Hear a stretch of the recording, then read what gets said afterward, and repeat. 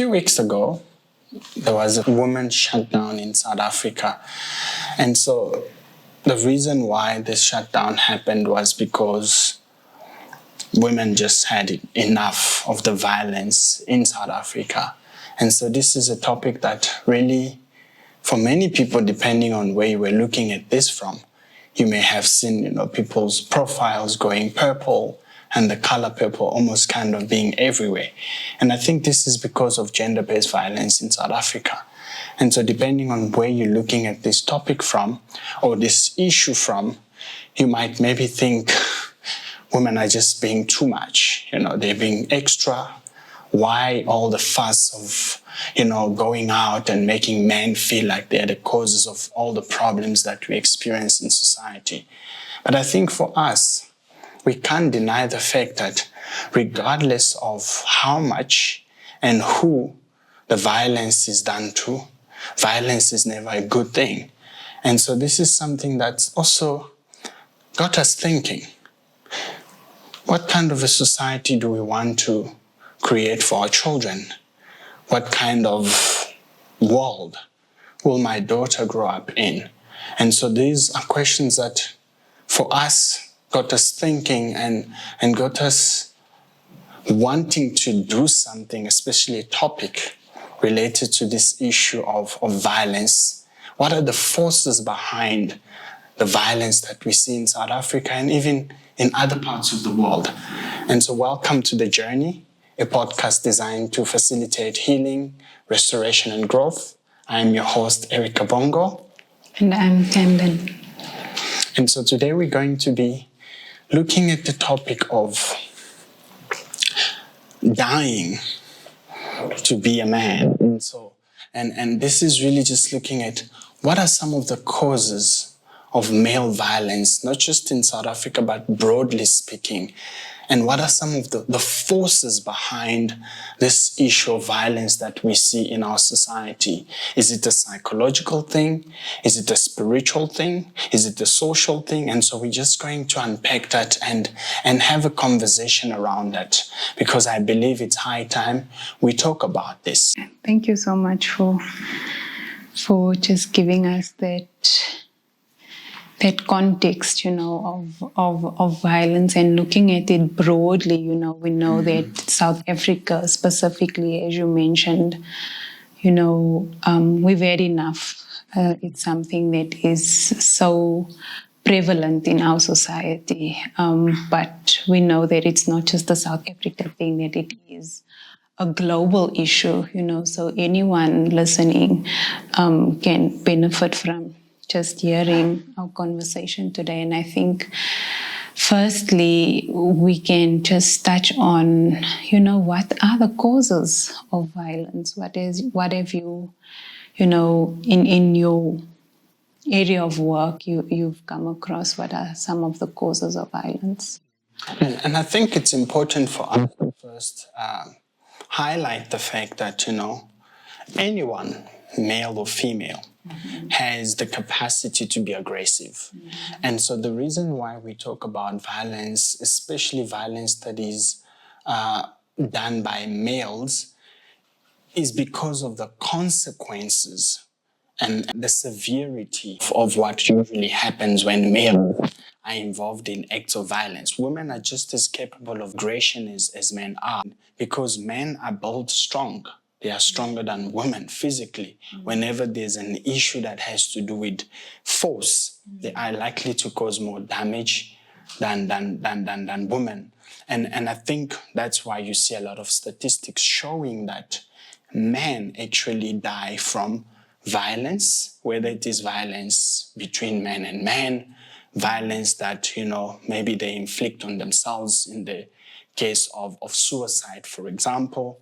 And they also happen to be the main perpetrators of violence, whether it is violence against other men, violence against women, and against children.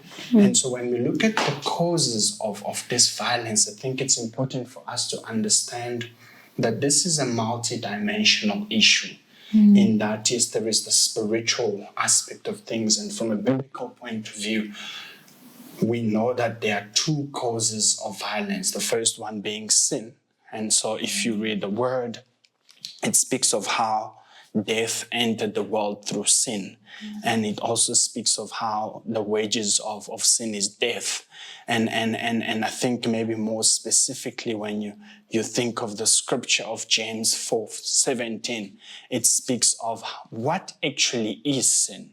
Sin is knowing what you need to do and not doing it. And so, and sin has been almost kind of the one cause that has contributed to, obviously, people becoming violent. And the second perspective is looking at the world from a spiritual point of view and understanding that the causes of a lot of issues that we see in society today is spiritual powers. And so, for example, if you read Ephesians 6:12, it says that, we do not wrestle against flesh or blood, but against the rulers, against authorities, against the cosmic powers over this present darkness, against the spiritual forces of evil in the heavenly places. So there is a sense in which there are rulers, authorities, powers, and evil forces behind the violence that we see. And obviously the Bible doesn't necessarily speak of a particular demon, for example, that is causing the violence. But when you look at trauma, for example, when people go through traumatic experiences, usually what that does is when the hurt, when the pain is not dealt with properly, it becomes a door that a demon or a spirit can use to then build strongholds and to kind of operate in a person. And so this might show up in what, maybe clinicians would call multiple personalities. And so when we think about these demons and these spirits, they're actually personalities and entities. And sometimes they can show almost kind of in a form of a violent person.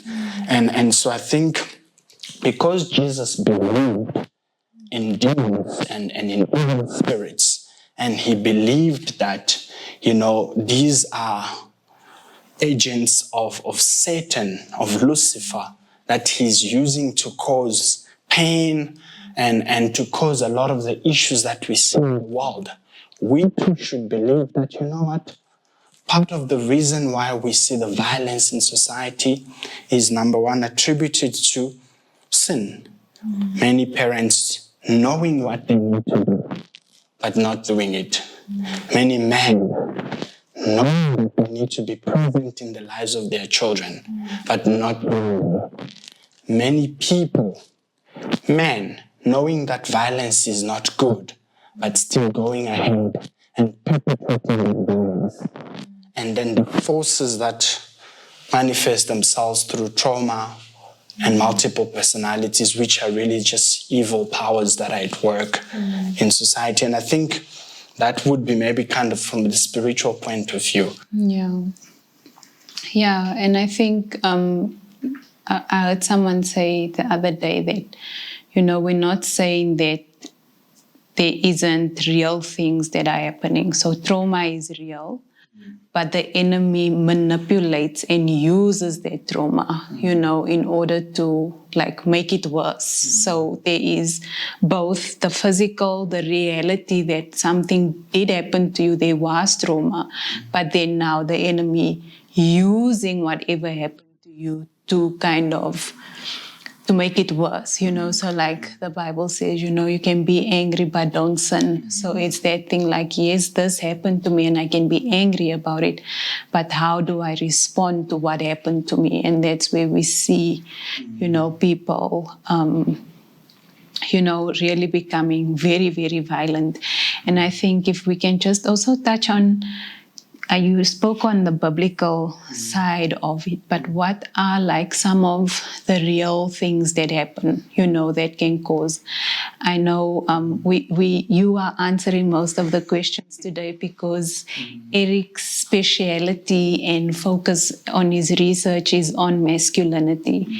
And so, and I know a common thing that we know is that, men that did not grow up with their father tend to be more aggressive, right? Because they haven't had that male figure in their lives to show them how to be a man. And so if you don't know how to be it, sometimes you need to like overly do it or overcompensate for something that wasn't shown to you. So it's like, okay, I don't know how to be a man, so it's like I have, that authority you exert, you force that authority because it's not something that was shown to you. So besides the father figure not being there, what are some of the reasons we see? Again, there are so many of them, and I think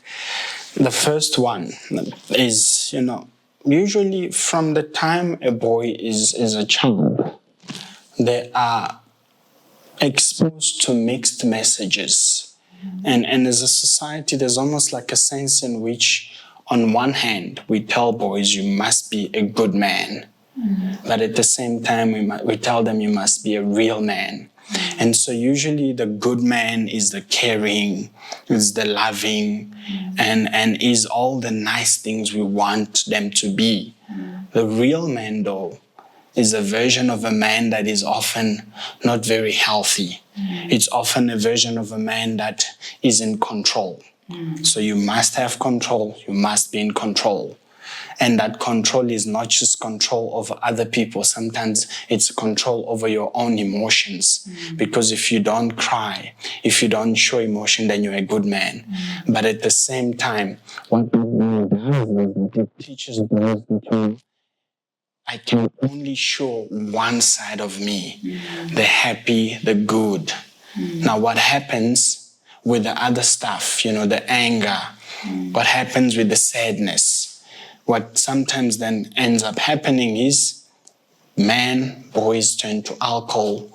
Sometimes when alcohol doesn't work, they turn to all kinds of substances. Sometimes it's addictions, whether it's pornography, whether it is games. Nowadays we see like kids are into the world of gaming. And so it almost kind of becomes an escape for them to deal with things that they usually feel ashamed about because they are constantly policed to behave in a certain way. And so what that then does is there's this sense that, to be a man, there are very high standards that are often imposed on men to say in order for you to be a man, if you don't have money, if you don't have power, if you don't have influence, then you're not a man. When we look at, for example, on TV, the kinds of movies we watch, the idea of a man that is usually painted in hip-hop music is an idea that objectifies women. It ingrains in your brain this idea that a woman is an object of your sexual satisfaction. And so not only that, it paints a picture of, in order for you to be a man, you need to have power, you need to have money, you need to have plenty of women around you. And it's not just something that paints women in a negative way. Even other men, in a lot of rap music, hip-hop music, you see almost kind of men making other men feel like they're not man enough. And so the use of guns and all of these things, they send out a message of, oh, okay, this is a version of a man I can aspire to be. And so when we look at that, and if we don't have healthy, positive role models that can model what it means to be a man, it's very easy for the media to become where boys and men go to draw their masculinity from. And so you can see that, yes, there's the media, there's the messages that we get from society, and there are these high standards also where you never feel like you're good enough as a man. And sometimes it's very hard to aim your masculinity, but it's very easy for you to lose it. You're always in this state of not knowing if you are man enough. And so we can go as far as, for example, how we are taught about love. These ideas that we've also developed around pain, pleasure, and romance. Whether it is, if you think, for example, of books like 50 Shades of Grey, and ways sometimes of ideas of being loved are often almost kind of mixed with ideas of causing pain. And so all of these, you can see there are so many things that we can unpack, and the mixed messaging around, the concept of, love. The same behavior that you can look at and find flirtatious can be perceived as a good thing when you're attracted to that man. Yeah. It becomes sexual harassment when you're not attracted to that man. Is that the woman is not attracted to that man. And if you can even go further with things like, playing hard to get. And so there's almost like a sense in which sometimes, and this is not in any way to justify why men would go out of their way to be violent, but I think it's just to give us a bit of a perspective to say sometimes men find themselves in a space where they go, is this you playing hard to get? Where you go, she said no, and then she said yes. It's part of the love game. Or is this really consent? There are instances where it's very clear this person doesn't want, and if you cross that line, you are really infringing on their freedom.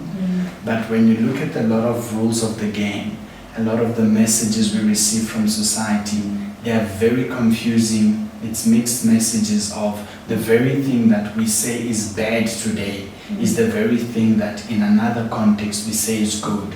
And sometimes it's never quite clear to know, okay, what kind of a message should we actually be listening to?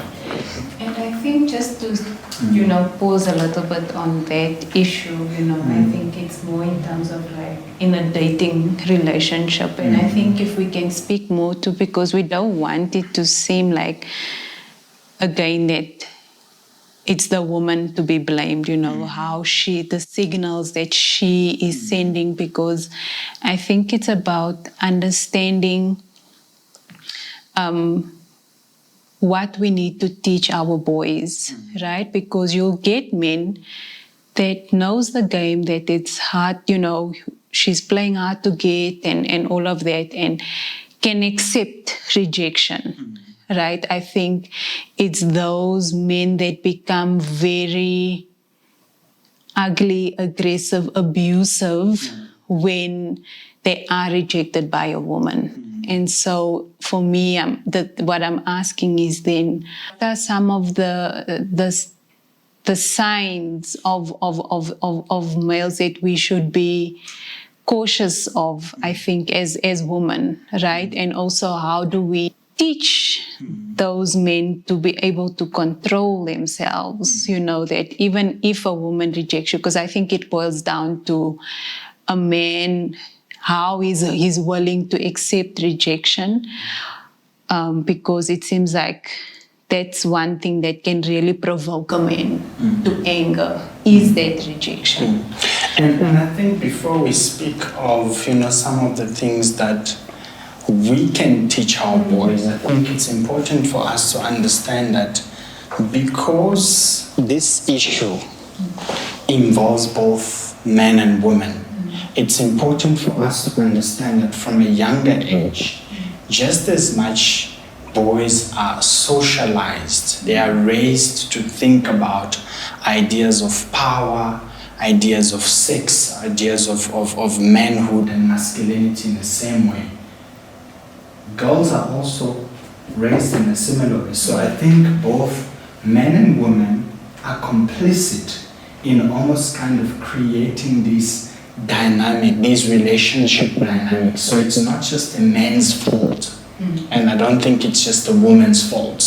It's the way in which we've been raised to think about relationships that need to be re-looked at. And so one of the concepts I also want to talk about, especially in Christian spaces, is the concept where we say the idea that men need sex. And I understand that sometimes this is used in the context of marriage, but sometimes when we emphasize the idea that men need sex, what we might also be saying is, without it they can't survive. And sometimes when this is taken the wrong way, men can feel entitled to use power just to get that sex, where you go, you either give it to me or I will use force To take it. because I know this is something I can't live without. And so I think it's very important for us to also, again, be very careful about some of the messages that we put out there and some of the beliefs that we've almost kind of been ingrained to think about. Even if this is something that's coming from a biblical perspective, it can also be something that then becomes used as to say, I'm entitled to your body. I'm entitled to you. And if you don't give me this thing that I feel like I'm entitled to, I'm going to use my power and my force to get it from you. And I think this is where you see kind of the extreme way men do crazy stuff. And we've seen it in South Africa, where men go to great lengths to establish that authority, go as far as killing women just because they feel like they are entitled to the woman's body. And I think this is something that we really need to emphasize, especially in Christian spaces. Yeah, and I think this is actually a nice entry point to say that, we see that this conversation, for the most part, it comes from, feminist movements. And I think it is so important that the church, is also involved in these kind of conversations, because as much as it might seem like it's out there, there's a lot of women in church that are going through abuse. They're being abused by their husbands who are Christian. And so what should we do as Christians about this? Well, I think it's very important for us to understand that just as much as the world is experiencing violence, just as much as the world is experiencing trauma, just as much as people in the world are socialized to think about being a man, being a boy in a certain way, even in the church, we've got ideas of masculinity that are very toxic, that bother toxicity. And as a result, we have in the church men and women who are both perpetrators and victims of violence. And because of that, the church needs to also be involved. This is just as much a church issue as it is an issue that is affecting society. And so when you think about what Jesus says, and the reason why the church should be involved is, we need to stand up for justice and righteousness, If you read Isaiah 58:6, God speaks of the kind of religion he wants, He says, the religion I want, the fast I want, is not the one where, you just fast for food, you are too religious. The kind of religion I want is the religion that sets the oppressed free and break every yoke. And he goes further to say, if you do away with the yoke of oppression, with the pointing finger and malicious talk, that is the kind of fast I want. So there's a sense in which God is calling us to step up and to stand up for righteousness, to stand up for justice. And so if this oppression and if this violence has women as the majority of people who happen to be victims, then it is our responsibility in the church to speak up against this and to stand up against this. And unless we have a conversation within the church, we are not even going to know how to start putting in place solutions to address this issue in church. And so I think that is why it becomes important that the church steps up. And if you go even as further as looking at Jesus and his ministry, what you find is that, Jesus' ministry was non-violent. Because if you think about the context of his first coming, people were expecting him to come with chariots and the army of heaven to come and kind of fight the Roman Empire and establish himself as king. But he came preaching peace, and he's portrayed in scripture as the Prince of Peace. And even when you think about the Sermon on the Mountain, he speaks of blessed are the meek. And so if you think about the meaning of the word meek, it speaks of someone who's not easily angered, someone who's got a calm demeanor and temper. And so it's also blessed are the humble, for they will inherit the earth. Blessed are the peacemakers, for they will be called children of God. So there's a sense in which even in Jesus' way of going about doing things, he advocated for peace. And I think if we are to follow in his footsteps, him as our Lord and Savior, we also need to be peacemakers. And sometimes the way we are raised doesn't allow us to be peacemakers. I think it's important for us to go and seek help, so that we can truly reflect who Christ, called us to be.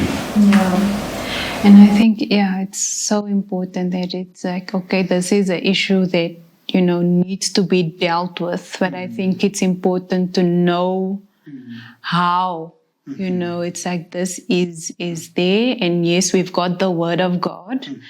But what our platform is all about is bringing both psychology and biblical principles, because we understand that, there's real life issues. And we see that Christians are struggling because they want to deal with things spiritually, not understanding that we are physical, we are also emotional beings, and that whatever we go through, we have to tackle all aspects, not just spiritually. So what are the psychological, reasons for the forces behind violence in males, and how can we then use that, for our church members to identify those things, as we spoke previously on how important it is for for our church communities to have counselors, in church in order to service our people if they are going through certain things. So what are some of those things that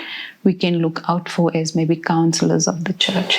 Well, I think obviously when there's a history of trauma, this is something that is often found to be a contributing factor to people, maybe, acting violently because they may have been hurt.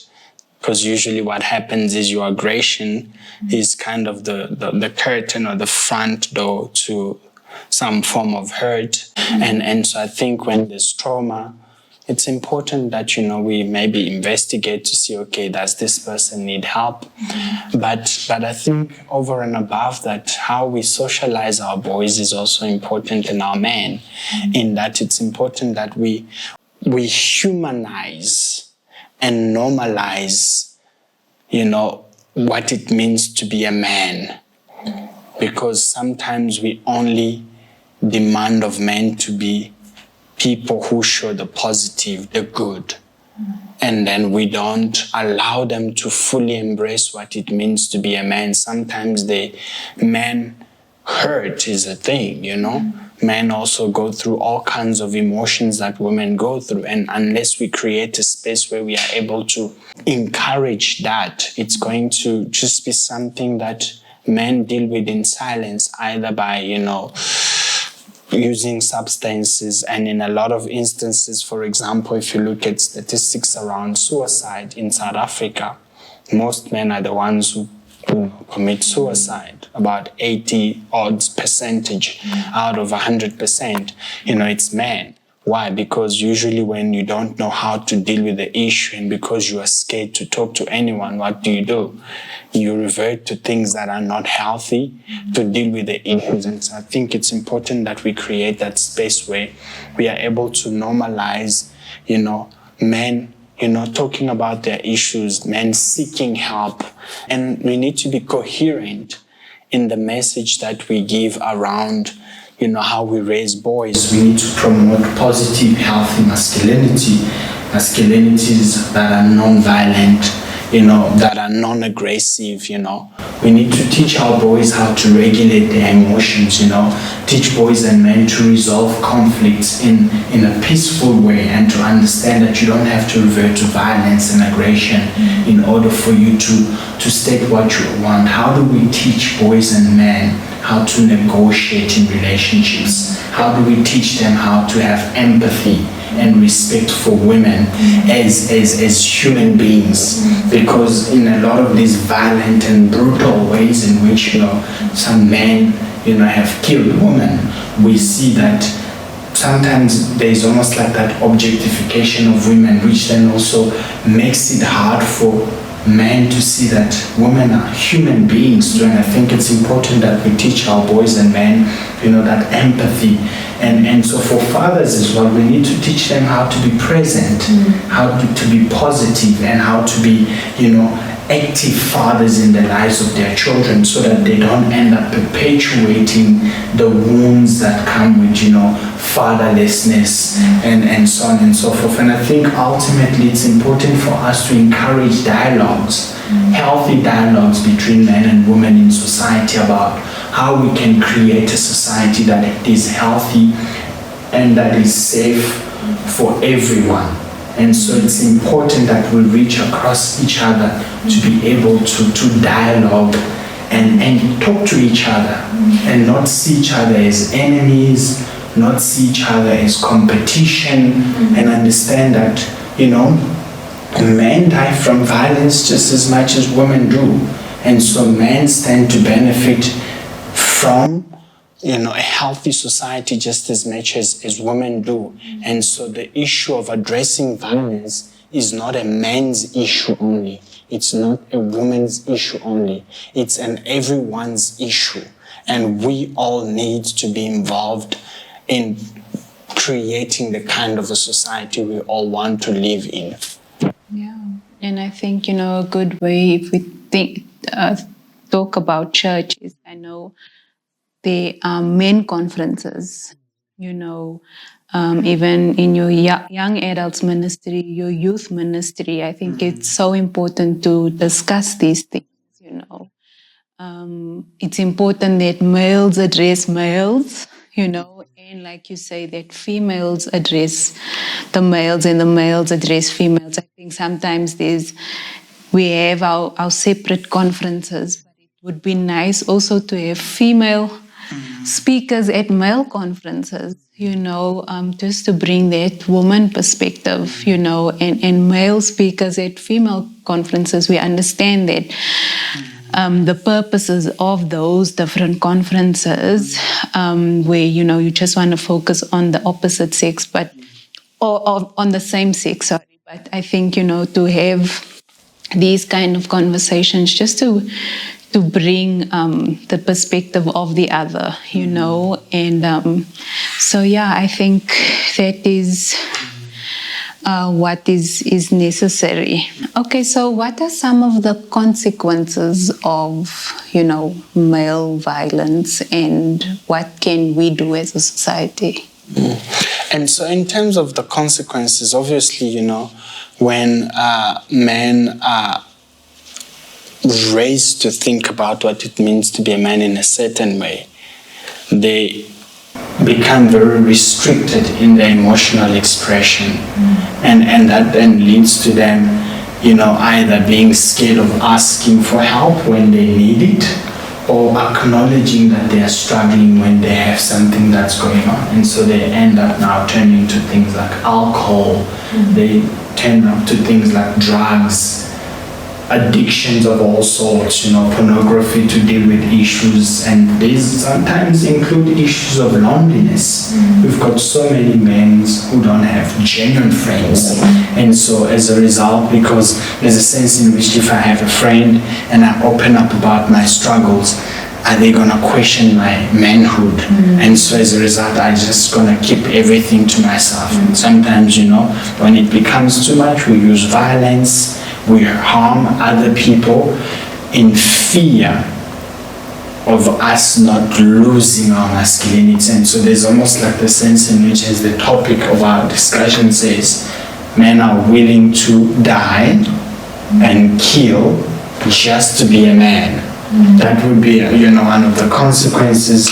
And obviously, and this also comes because of the past trauma that people have experienced. And in a lot of instances, when all else fails, self-harm becomes a very huge possibility. You can see how someone who's lonely, someone who's isolated, who doesn't have friends, someone who's going through stuff, maybe they've tried alcohol, it didn't work, they've tried this and that, it didn't work, and they can't really talk about what they're going through because they're scared that their manhood will be questioned. It's very easy for them to feel, okay, what's the point of living? And so that's how you see the rate of suicide completion amongst men is very high. Women attempt, but when men attempt, they attempt not to miss, and it's a sad reality, and it's something that we need to address as a society, and it's a conversation that we need to have. And it seems, I think, a lot of the time women think like it's an attack on them because they're female.